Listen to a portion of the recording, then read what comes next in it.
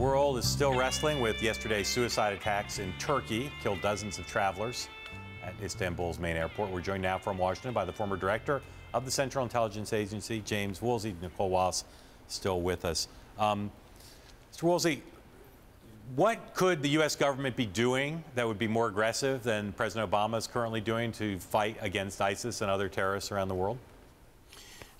As of now, we're playing like a game as if we were the hockey goalie, and any shot on net in the whole season that gets through our catching it, we lose everything.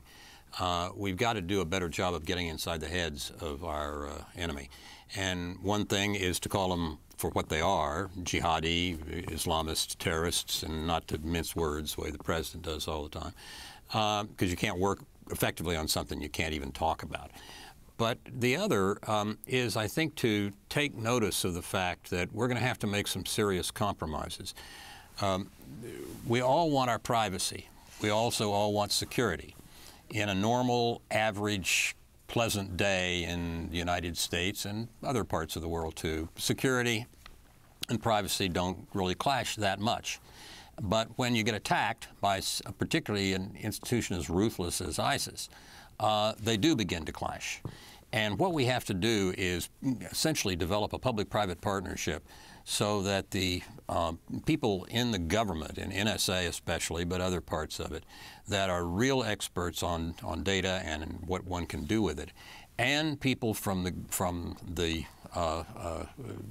essentially the data industry that are very good at pulling together information on people from publicly available, non-owned data, and helping figure out from that data where an individual group is going to be going the next day, whether they have bought some new kind of material or weapons, whatever.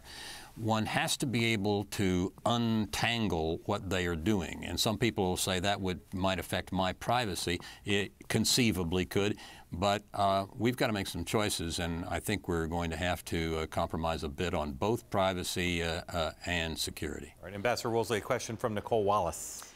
Sir, have you been in contact with the Trump campaign to offer any of these kinds of insights or any of your knowledge or impart any of that on him?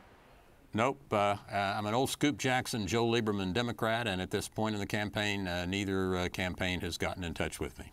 And do you think there's anything disqualifying about the kinds of things that Donald Trump has said about the nature of the enemy or the things we would do to protect ourselves? Does the Muslim ban disqualify him? Does the talk about bringing back waterboarding, where a debate's been had and we decided that wasn't in line with our values? Has he staked out any ground on counterterror that disqualifies him from the presidency?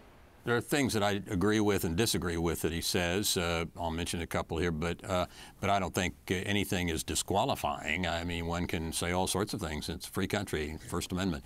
I think that the trying to keep Muslims out as Muslims was a bad decision because walked it back, that almost in fairness. certainly. Yeah.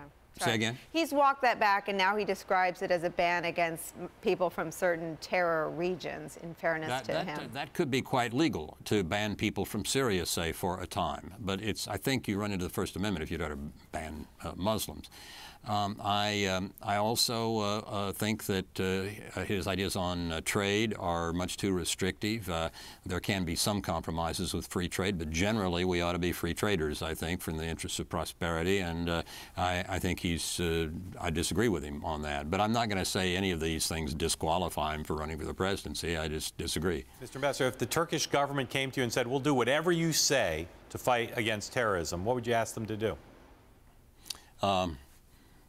Work out a modus vivendi with the Kurds so that these two wonderful fighting forces in the Middle East, each of whom has been working with us at one time or another, the Kurds and the Turks, could cooperate with us. We would have to be overseeing it all, and the anger and hatred there is long-standing. But these are both extraordinarily able groups of fighting men and women. And I think if we could do something to pull them together with us, okay, keep them on separate flanks so they don't have to talk to one another. But I think the key to victory again over ISIS in Syria and Iraq, and over the long run to any use of force that ISIS may contemplate, really probably lies in getting all of the Sunnis, as many as possible, together, and especially the Kurds and Shia.